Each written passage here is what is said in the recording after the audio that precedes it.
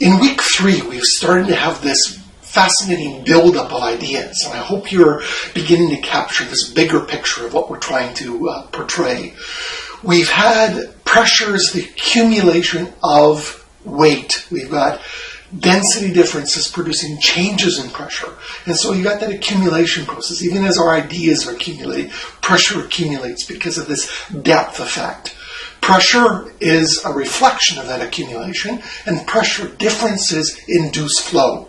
And so when we have the variations in pressure, we get the movement of fluid from one area to another. And we get, for the first time, the creation of these things like convective cells or density differences that cause stratification, cause low-density fluids to be above high-density fluids. And it turns out only one of those configurations is stable. The stable one has the low-density fluid on top of the high-density fluid. If the fluid is not in that configuration, typically it will seek that, and will typically do that through a process of circulation.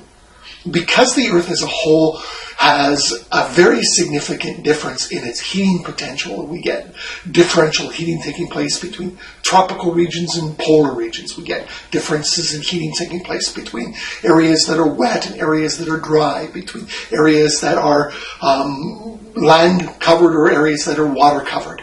We get all throughout the Earth convective cells forming.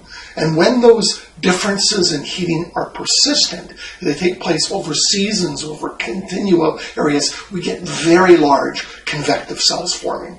And we get that in the overall circulation patterns of the Earth that results in land and sea breezes on an island, or results in the monsoon winds that form over the Indian subcontinent and over the Indian Ocean, stretching over into the Asian landlocked areas up in the areas of Tibet and the inner part of China.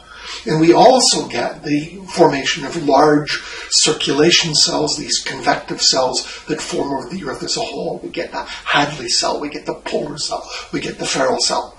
And these produce our general structure of our wind. In order to really understand that, we need to understand Coriolis as well, but we get that overall flow pattern.